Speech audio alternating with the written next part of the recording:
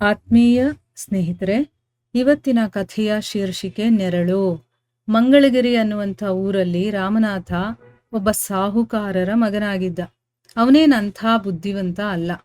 ತುಂಬ ಸಾಹುಕಾರರ ಕುಟುಂಬದಲ್ಲಿ ಹುಟ್ಟೋದಕ್ಕೆ ಅವನಿಗೆ ಹಣದ ಕೊರತೆ ಇರಲಿಲ್ಲ, ಜೊತೆಗೆ ವ್ಯವಹಾರಕ್ಕೆ ಬುದ್ಧಿ ಕೂಡ ಇರಲಿಲ್ಲ.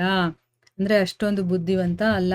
ಒಂದು ದಿನ ಹೊಲ ಉಳೋದಕ್ಕೆ ಆಳಿನ ಕೊರತೆ ಇತ್ತು. ಅದಕ್ಕೆ ಅವನ ತಂದೆ ಇವನನ್ನು ಕರೆದು, ರಾಮನಾಥ, ಈ ಊರಲ್ಲಿ ಆಳುಗಳೇ ಸಿಗ್ತಾ ಇಲ್ಲ, ಬೇರೆ ಊರಿಗೆ ಹೋಗಿ ಆಳುಗಳನ್ನ ಹುಡ್ಕೊಂಡು ಬಾ ಅಂತಂದ್ಬಿಟ್ಟು ಹಣ ಕೊಟ್ಟು ಕಳಿಸ್ತಾನೆ.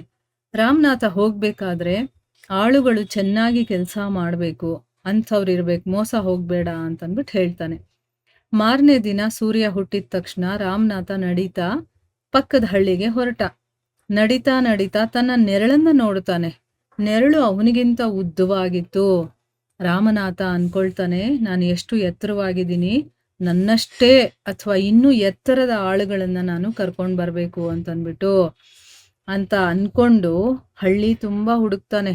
ಯಾರೂ ಸಿಗ್ಲಿಲ್ಲ. ಹುಡುಕಿ ಸಾಕಾಗಿ ಮಧ್ಯಾಹ್ನ ಮರದ ನೆರಳಲ್ಲಿ ಕೂತ್ಕೊಂಡು ಊಟ ಮಾಡಿ ಒಂದು ನಿದ್ರೆಯನ್ನು ಮಾಡಿ ಸಂಜೆ ಇಳಿ ಬಿಸಿಲಲ್ಲಿ ಆಳುಗಳನ್ನ ಹುಡುಕೋದಕ್ಕೆ ಬೇರೆ ಹಳ್ಳಿಗೆ ಹೋಗ್ತಾನೆ. ಆಗ ಅವನ ಗಮನ ಮತ್ತೆ ತನ್ನ ನೆರಳಿನ ಮೇಲೆ ಬೀಳುತ್ತೆ. ಆ ನೆರಳೀಗ ಏನಾಯ್ತು, ಚಿಕ್ಕದಾಯ್ತು. ಬೆಳಗಿನಿಂದ ನನ್ನಷ್ಟೇ ಎತ್ತರದ ಆಳುಗಳನ್ನ ಹುಡುಕೋದಕ್ಕೆ ಹೋಗಿ ಸಿಗ್ಲಿಲ್ಲ. ಈಗ ನನ್ನಷ್ಟೇ ಕುಳ್ಳಗಿರುವಂತ ಇನ್ನೂ ಕಡಿಮೆ ಎತ್ತರದ ಆಳುಗಳು ಸಿಕ್ಕರೂ ಕೂಡ ನನಗೆ ಸಂತೋಷನೇ ಅಂತ ಅನ್ಕೊಂಡು ಆಳುಗಳನ್ನ ಹುಡುಕ್ತಾ ಅವನು ಅಲಿತಾನೆ. ಯಾವ ರೀತಿಯ ಆಳುಗಳು ಅವನಿಗೆ ಸಿಗ್ಲಿಲ್ಲ. ಕೊನೆಗೆ ಸೋತು ಮನೆಗೆ ಬರ್ತಾನೆ. ಇವನ ಕಥೆಯನ್ನೆಲ್ಲ ಕೇಳಿ ಅವರ ಅಪ್ಪ ಹೇಳ್ತಾನೆ, ಪೆದ್ದ, ನಿನ್ನ ನೆರಳನ್ನ ನೆಚ್ಕೊಂಡು ಆಳುಗಳನ್ನ ಹುಡುಕೋದಕ್ ಸಾಧ್ಯನಾ? ನೆರಳು ಸೂರ್ಯ ಮುಂದೆ ಇದ್ದಾಗ ಒಂದ್ ರೀತಿ ಇರುತ್ತೆ, ಸೂರ್ಯ ಹಿಂದೆ ಇದ್ದಾಗ ಇನ್ನೊಂದ್ ರೀತಿ ಇರುತ್ತೆ.